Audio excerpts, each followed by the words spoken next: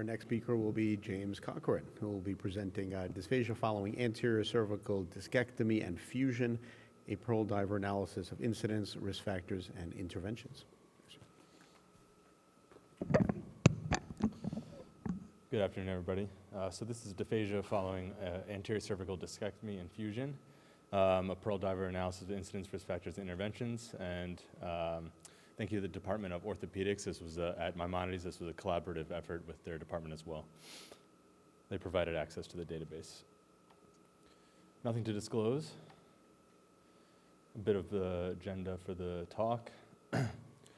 So to start with some background, ACDF is the most common procedure utilized to address symptomatic cervical disc disease and myelopathy. One study showed that about 132,000 of these procedures are performed in the U.S. annually, and it's projected to increase over the coming years, projected growth of 13.3% from the years 2020 to 2040. So it's a common procedure, and it's becoming more common.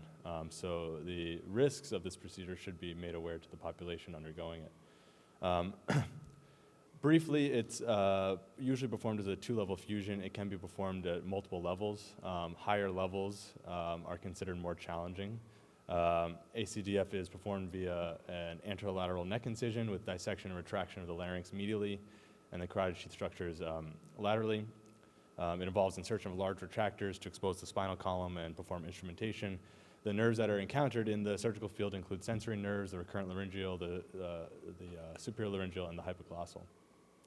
There's a wide variability of reported comorbidities, morbidity after this surgery, and especially dysphagia rates. It's mostly due to non-standard evaluation in the literature and the time period in which these complications are evaluated. Dysphagia has been reported in the current literature to range from anywhere from 1 to 79% after this surgery. Large systematic reviews have been performed that show weighted means of 8 to 20%. Most of the studies that we encountered and that are out there on this topic are limited to a follow-up period of less than 12 months after surgery, as the common sentiment in the orthopedic literature is that this dysphagia is a transient diagnosis that resolves and does not need to be followed. There's several different theories about why dysphagia presents after this kind of surgery, and it's likely a combination of multiple factors, as is many things. Obviously, there's a lot of retraction that occurs in this surgery, retraction of the critical structures, the larynx, the esophagus. There's a lot of soft tissue edema that develops immediately after the surgery, which can lead to some of the acute dysphagic symptoms immediately after surgery. As healing progresses, there's mechanical irritation, there's scarring, there's displacement of the graft material. This can all lead to change in the nature of the swallow and the muscles that are responsible in the swallow. There's always iatrogenic injury to the critical structures that has to be considered, to the esophagus, the nerves that I discussed earlier. In the literature, there is no standardized approach to the evaluation of dysphagia post-ACDF in the current literature, orthopedic and neurosurgical spine literature. Much like we have standardized approaches to the evaluation of the voice patient after thyroidectomy, nothing in this sense exists in ACDF literature. In fact, a recent scoping review published last year showed that almost half of all ACDF dysphagia studies rely on completely non-validated patient-reported outcome measures to document and address dysphagia after surgery. And there's no database studies out there that specifically evaluate interventions that are performed in newly dysphagic patients after ACDF. So our objectives with all this in mind were to analyze the incidence of new dysphagia diagnosis after ACDF, to number 2, analyze risk factors for dysphagia development after ACDF, and third most and most importantly, to evaluate the rates of interventions, things that are being performed for these patients after ACDF. Our methods, this was a database-driven study. It was designed to be a historical cohort analysis. The database we used was the Pearl Diver patient records database, the Mariner data set. This database tracks ICD and CPT codes for patients in a de-identified longitudinal fashion, as well as demographic data. It's able to be queried using ICD-9 and 10 codes, as well as CPT codes for the data you're interested in. It relies on de-identified insurance claims information from over 151 million patients in the U.S., covers periods from 2010 to 2022, so it represents a large portion of the U.S. healthcare population. It derives from commercial insurance, including Humana and United Healthcare, as well as government claims and self-pay. Our inclusion criteria were all adult patients that are undergoing primary ACDF during this time period without any pre-existing dysphagia diagnosis. The statistics, we looked at incidence of dysphagia, we calculated odds ratios with 95% confidence intervals for selected demographic data, interventions, and diagnoses for the two cohorts. The two cohorts we created were those who were diagnosed with dysphagia in any time postoperatively and those without. So first table here, looking at demographic data. So we found in this time period, we found 618,000 patients who underwent primary ACDF. Of these, 14.4%, or almost 89,000 patients, were diagnosed newly with dysphagia after ACDF. Our largest age population were representing 45% of this cohort were aged 50 to 64, and 69% were diagnosed with the dysphagia 12 months after surgery. More patients were female than male, although the split was close. Further, at comorbidities, 22 to 31% had at least one comorbidity. The main ones we were interested in were smoking, diabetes, and obesity. 31% of the cohort had a history of smoking. And a smaller proportion had a prior neck surgery, thyroid surgery, or carotid endarterectomy, which encounters similar structures to those encountered in the ACDF, 0.2 to 0.4%. When you stratify these by those with dysphagia and those without, like I said, 14% developed dysphagia postoperatively. Odds ratios were calculated for each of these risk factors. Some notable covariates that were associated with higher odds: age greater than 64 were associated with 1.5 to 2.2 higher odds, which increases with increasing age group. Less than 50 seems protective for development of dysphagia postoperatively. And then female gender was associated with 1.1 times higher odds of developing dysphagia post-ACDF. Further, at the comorbidities, each of these comorbidities were associated with about 2 to 2.5 times higher odds of developing dysphagia postoperatively. Prior surgical thyroidectomy or carotid endarterectomy were associated with almost 3 times higher odds of developing dysphagia postoperatively. This is in line with prior literature, as I'll show later. When we look at other intraoperative and post-op consequences of surgery and their relation to dysphagia, in line with prior literature, multi-level surgery was associated with a mildly significant increased odds of developing dysphagia, about 1.1 times higher odds. Of the total cohort, when you look at those with and without dysphagia, about 0.6% of patients ended up with a diagnosis of vocal fold paralysis. However, those patients that had a new diagnosis of dysphagia postoperatively, understandably, this increases to almost 3%. 2.7% of patients had a vocal fold paralysis diagnosed after ACDF. Looking at interventions, which is a main focus of this talk, interestingly, of the entire cohort, only 4% of patients undergoing primary ACDF were actually scoped preoperatively. These are both patients with or without a dysphagia diagnosis afterwards. Within the dysphagia cohort, these are patients, again, presenting to their surgeon after surgery with a new diagnosis of swallowing dysfunction. Only 20% of them actually underwent an objective swallow assessment, 19%, the majority, undergoing modified barium, and only 0.8 undergoing FEES. 5% received postoperative swallow therapy, and only 14.8% received a postoperative laryngoscopy. Lower numbers than one would expect in newly dysphagic patients after a major neck surgery. So to unpack this, when you look at the recent literature, there's 2 major systematic reviews on this topic, notably dysphagia after ACDF. The first one, I included the plot from that, Shriver in 2017, looked at mostly prospective study and randomized control trials with a total group representing 1,300 patients.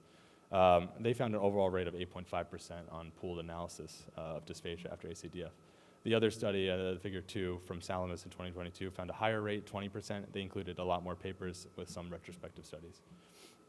Interestingly, this paper from Shriver found that studies that utilize a non-standardized grading system to diagnose dysphagia afterwards, the Bazaz dysphagia score, had increased dysphagia diagnosis rate compared to those that uses validated or objective assessments to assess dysphagia.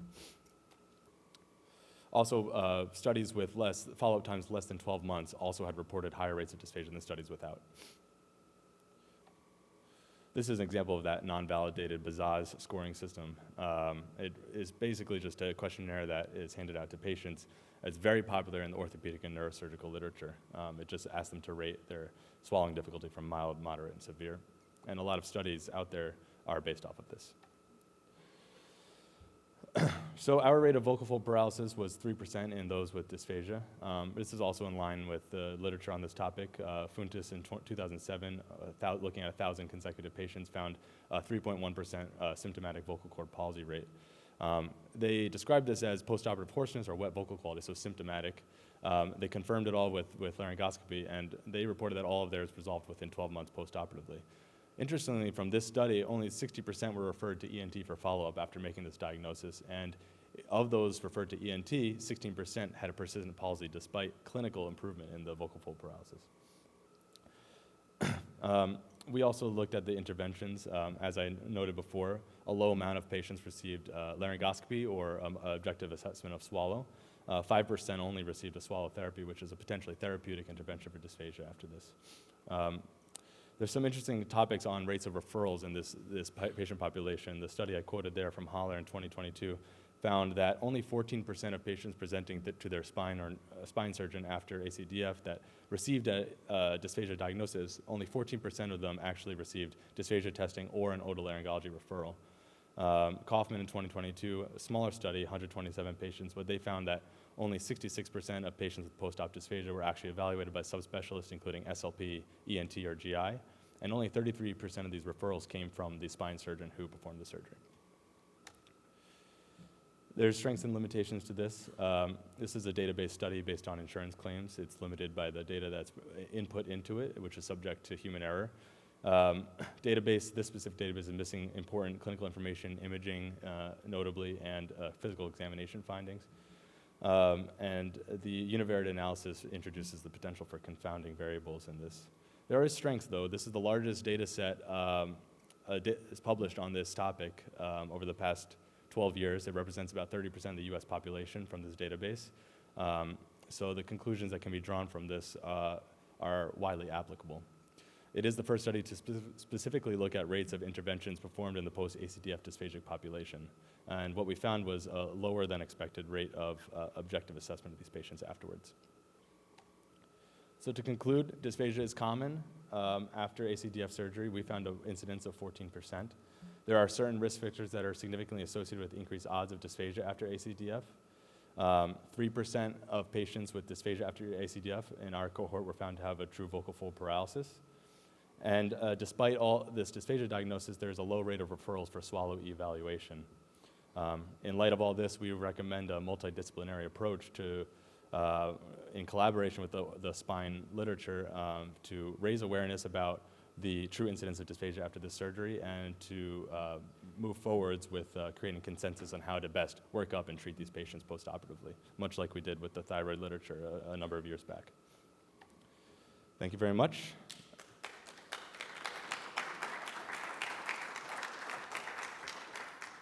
Thanks, James. All right. Any questions for Dr. Cochran? That's it.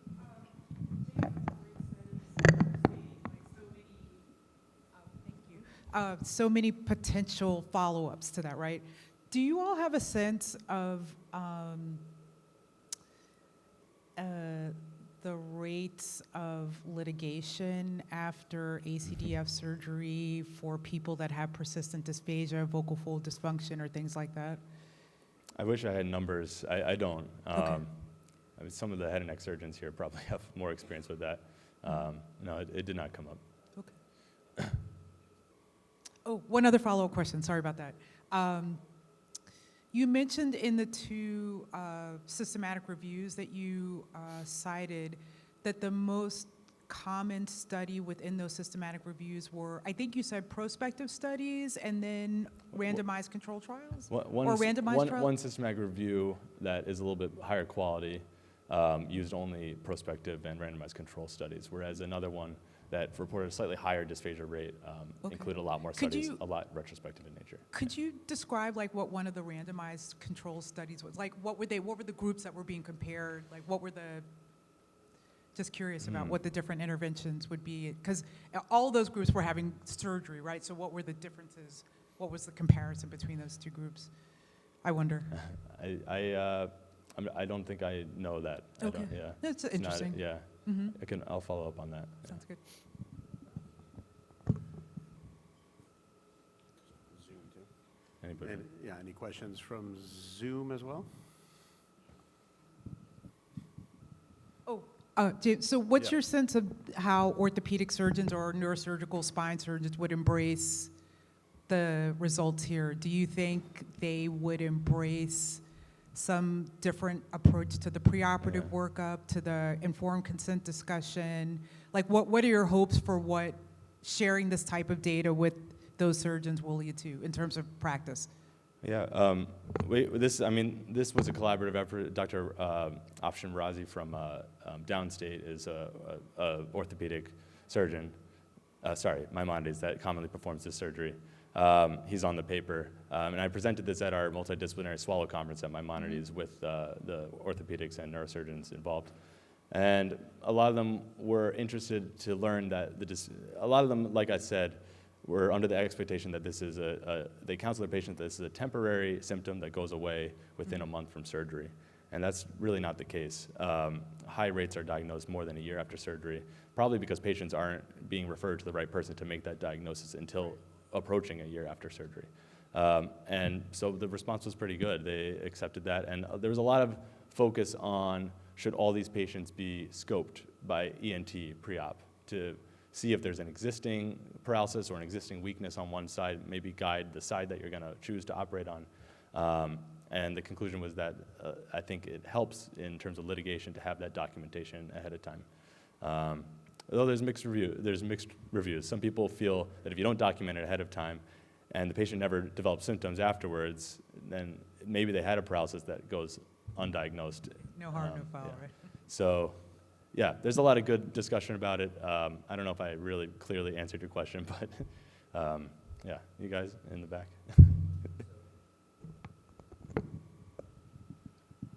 So James, great talk. I think now this is like the third or the fourth time I've heard you give it. And so I'm a super fan of the talk, and I'm hoping the late night talk show hosts get a chance to talk to you about Yeah, it. Colbert is next, right? Right, yeah, so absolutely, yeah. So I'm glad you're getting a lot of mileage out, and the messaging is clear. And I was actually surprised to learn that the incidence of dysphagia reported was in the teens. And as you know, like at Maimonides, after the first complication following an ACDF that I participated in 2000, I think I've given them the approach for both the spine and the orthopedic surgeons. I stopped counting after the 520th time that I participated in the risk assessment and post-assessment after ACDF. So I was a little surprised that the number is that high, because even when I'm seeing the patients pre-op for the surgeons, the patients aren't necessarily coming back when they have a swallowing problem.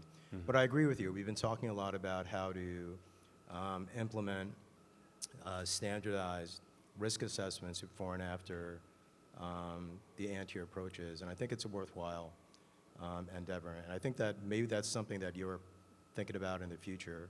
So what in particular would you like to see implemented post-op in terms of dysphagia evaluation? I think earlier connection to ENT and like some sort of streamlined pathway to an early postoperative assessment for any patient with maybe some of these risk factors that I outlined. They should automatically be plugged in with ENT after ACDF for an evaluation within 3 months. That would be a good place to start. And the recognition by the spine surgeons that is probably seeing them at least 1 to 2 weeks postoperatively, that if there's any, especially in a patient with risk factors, any hint of a swallowing abnormality, which they're probably not even asking about, or maybe only peripherally asking about, that they should be, instead of waiting another 3 months for it to resolve and then sending them to ENT, maybe an earlier evaluation by ENT would be indicated at that time. So I will tell you that's what's happening now, and in answer partly to Dr. Butz's question, it's super expensive to get, those cases are very spendy when they make it to court. I don't really know what the incidence is, but I know that every time I participate in an approach, a patient has some difficulty swallowing or speech problem, I see them immediately referred from the spine surgeon. So that seems to have been working with us at Maimonides. Yeah. I think to your question too, another problem is the inpatient versus the outpatient. For the most part, we are involved in these patients and the patients that cannot be discharged home, all right, that need to end up with a G-tube, that SOP gets involved, et cetera. So a lot of the, and I think most of us, any surgeon, we want our patients to be operated and get out. And most of our, I think the only problem that we have sometimes as a laryngologist or as an ENT in the inpatient, or raising this awareness, the hardest part is just convincing, seeing these patients sometimes even in the inpatient.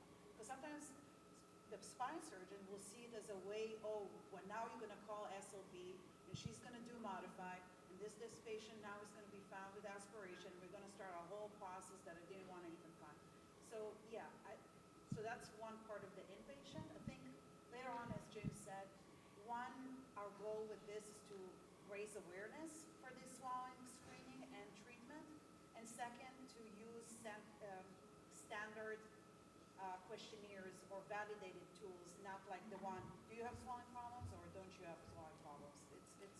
And I think the numbers also show, if you're less than 60, I guess you just complain enough to get assessment. But if you're young, if you're older, I guess you just accept that this is how going to be my new swallowing mechanism, which should not be the case.